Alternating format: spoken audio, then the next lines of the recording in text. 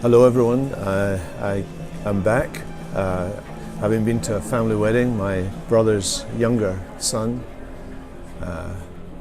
who is the last, I think, of the cousins to get married, was married on Saturday, and it was great to have, actually most of our family were staying together in the same place. We've got a farmhouse, and all of the British family were all there.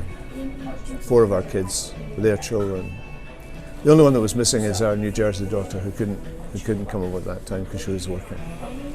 So that was great. It was a really good fun time. And now that I'm back, I'm focused on work things, and one of the things that's been exercising my mind has been driven by the studies we've been doing in Mark's Gospel, in which Jesus is talking about the kingdom of God, and you'll know that he gives various parables that describe the kingdom. The idea of a field and sowing seed and the growth of the kingdom. Now the interesting thing is that Jesus says the sowing of the seed is the sowing of the Word of God, as you would expect. That's a fairly basic metaphor that's used in the New Testament, that the sowing of the seed is the Word of God. Then he tells a parable about the duty of the sower. The duty of the sower is to go out and sow the seed. He doesn't need to know. Jesus actually says this in Mark's Gospel. He said that the sower goes out sowing the seed, and he doesn't even know anything about the mechanics or the way in which the seed actually produces life, and the way in which life actually comes to be, and growth and fruit occur. He doesn't need to know any of that stuff. All he needs to know is his business of sowing the seed, because it's God who provides the growth. Jesus makes that point.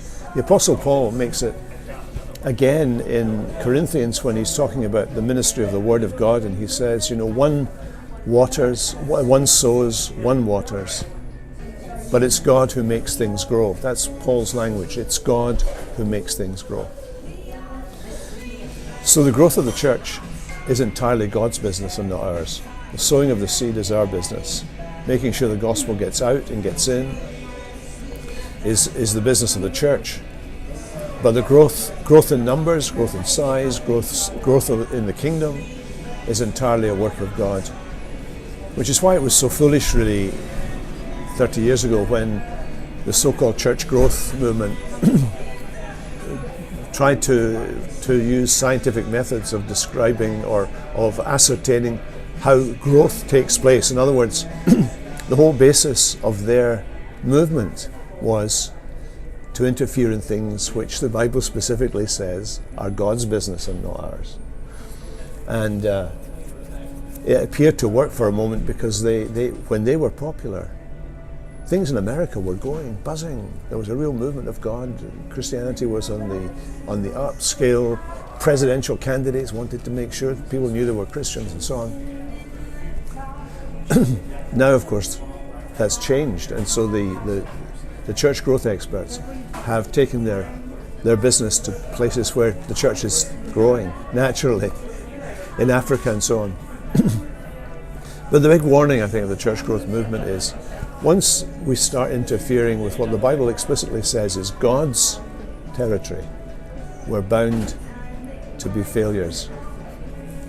Our business, the business of our church, is to ensure that the Word of God is sown in the minds and hearts of God's people. And that requires all of us to be praying that the Word of God, as it's preached in our church, would be effective in the hearts and minds of men and women, not only in Philadelphia, but around the world, who watch and who listen. Will you be praying for that? I hope you have a very good week, and I'm really looking forward to seeing you on the Lord's Day.